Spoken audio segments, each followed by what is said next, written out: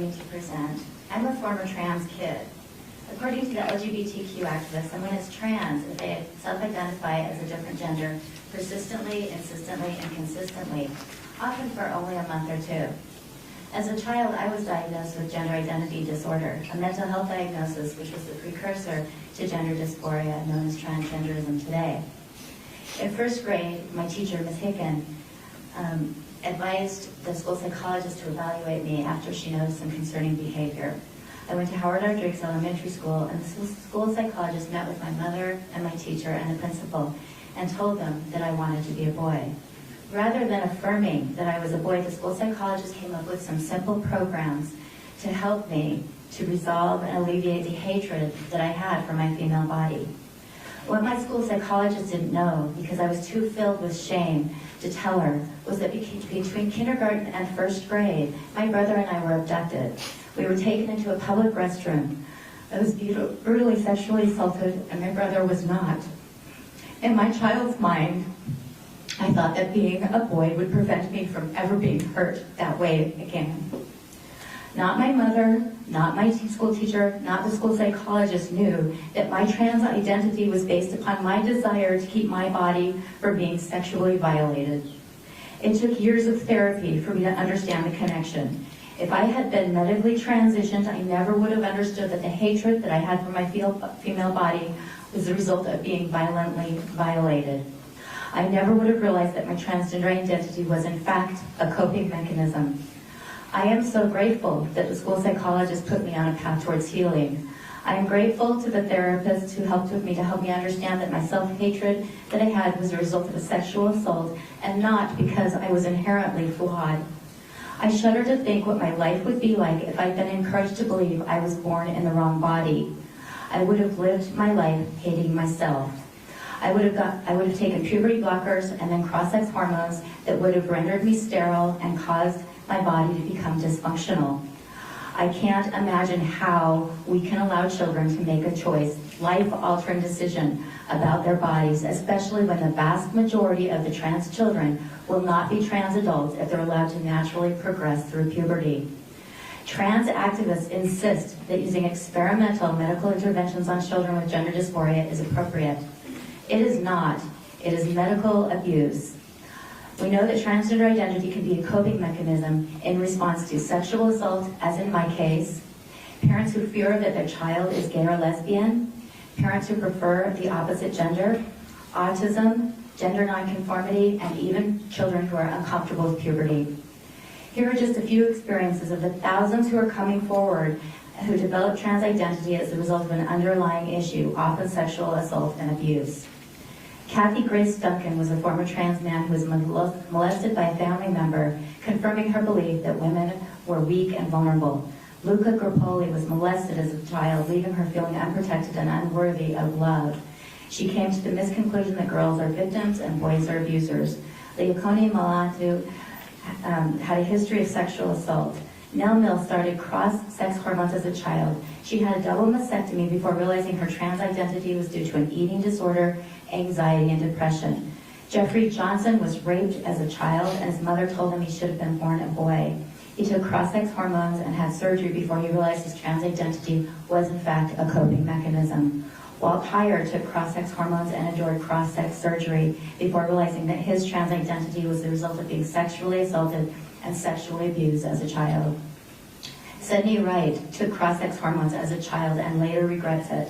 Her body has been permanently damaged. And Elle Palmer started taking cross-sex hormones as a child after sexual trauma.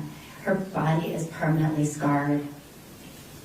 Even WPATH, the international organization that sets standards for the care of children with trans identity, note that gender dysphoria during childhood does not inevitably continue into childhood. In fact, only 6 to 23% of children with a trans identity end up being trans adults. That means that up to 94% of children with a trans identity do not grow up to be trans. And yet, trans-identified children are being treated with dangerous medical interventions, even though there is no test to determine the few children who will maintain their transgender identity into adulthood. The underlying current with all these stories is that these children are damaged.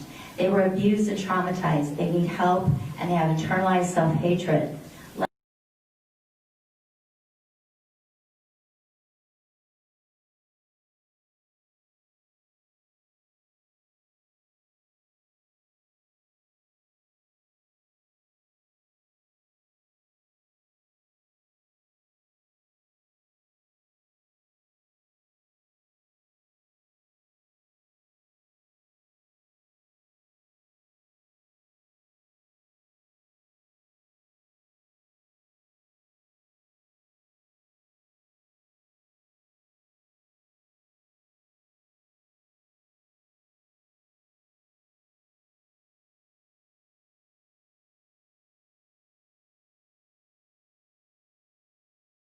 high prevalence rates for serious side effects. Many patients who are prescribed Lupron have side effects that they describe as devastating, dangerous, and some even call the drug a poison. Lupron, which has been used to chemically castrate sex offenders, is associated with various effects, including osteoporosis, cardiovascular disease, impaired glucose and lipid metabolism, depression, hot flashes, infertility, and anemia.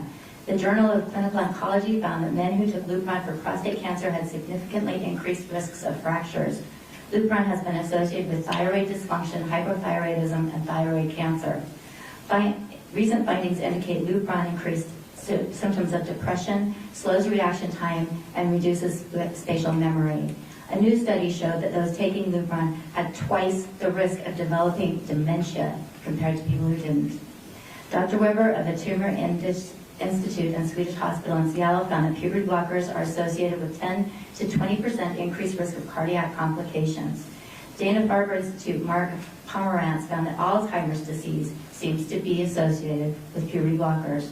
Risks of psychiatric events and convulsions were recently added to Lupron's prescribing information.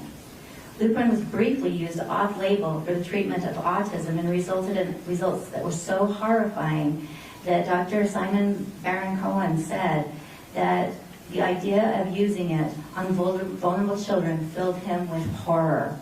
Despite these unfathomable risks, doctors are prescribing Lupron and other dangerous drugs to children who identify as transgender. The results are shocking. Drops in IQ points of 7% have been shown in 2 longitudinal studies. Dr. Quentin Van Meter, a pediatric endocrinologist who was trained at Johns Hopkins, said that hormones of puberty are necessary for brain development into adulthood, that the hormones of puberty are very necessary for brain development and bone development and the physical development of a child. Michael Laidlaw, an endocrinologist specialist, finds that when given Lupron to boys, it disrupts their normal brain development. It can cause menopause-like states in girls, causing them to have emotional problems, mood changes, headaches, anxiety, nervousness, agitation, confusion. The manufacturer urges doctors to use caution with patients who have a history of mental illness. Psychiatric conditions can develop or worsen in the use of this drug. Patrick Lappert, who was trained by the Navy, claims that puberty blockers are not just a pause, as some activists claim. That's a lie, he says. And Dr. Laidlaw agrees, puberty blockers are not reversible. These children can never recover the time they lost developing with their peers and reach those important milestones. A key period of bone strengthening and normal pituitary function may never resume in these children. Research is now showing children on Lupron and other puberty blockers have far worse emotional outcomes compared to transgender-identified children who are not given these experimental medications. Dr. Biggs of Oxford showed that after a year of treatment, significant increase was found in children who were trying to deliberately hurt themselves. Let me say that again. After being on Lupron, rather than helping these transgender-identified children, they ended up with significant increase in wanting to hurt and kill themselves. Parents also reported a significant increase in behavioral and emotional problems, significant decrease in physical well-being once their child started puberty blockers. Dr. Van Meter said the use of Lupron on these children will come back and haunt us for the rest of our lives. He says that he does not know how those who prescribe puberty blockers to trans-identified children can sleep at night. Dr. Lappert is deeply concerned because Lupron has not been approved by the FDA on use on gender dysphoric children. No one has done a clinical trial, not one clinical trial to demonstrate the safety of using this on a child. So what we're witnessing, he says, in the public arena is a medical experimentation on the most vulnerable members of our society. Dr. Van Meter agrees, saying, we will know in about 20 or 30 years we'll have a population of thousands and thousands of medically damaged human beings, all because of an ideology that's being pushed without any science behind it. The FDA currently lists more than 25,000 adverse events associated with Lupron, including suicidal ideations, actual suicides, chronic pain. Dr. Ken Severas states without reservation, Lupron and other similar types of medication should never be used on someone under 21. John Grigorian, a former FDA medical officer, said Lupron has irreversible side effects and permanently, severely disabling health problems. He insists that when a drug's risks outweigh their benefits, this drug should be pulled from the market. As if puberty blockers weren't bad enough, children who start taking puberty blockers are far more likely to go onto cross-sex hormones.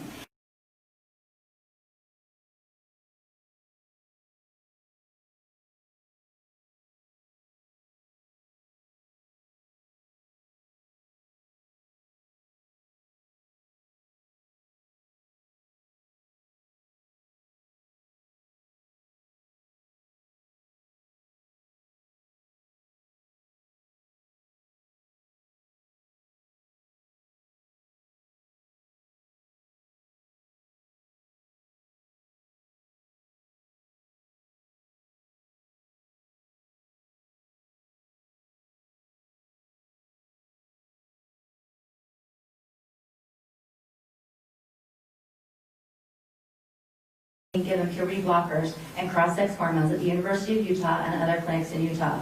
Our children are being given drugs that have not been approved by the FDA in use of children with gender identity issues, drugs with demonstrable harms, drugs that are being used experimentally on vulnerable children in our society, drugs that have been shown to prove worse outcomes for transgender children than providing them with no treatment at all.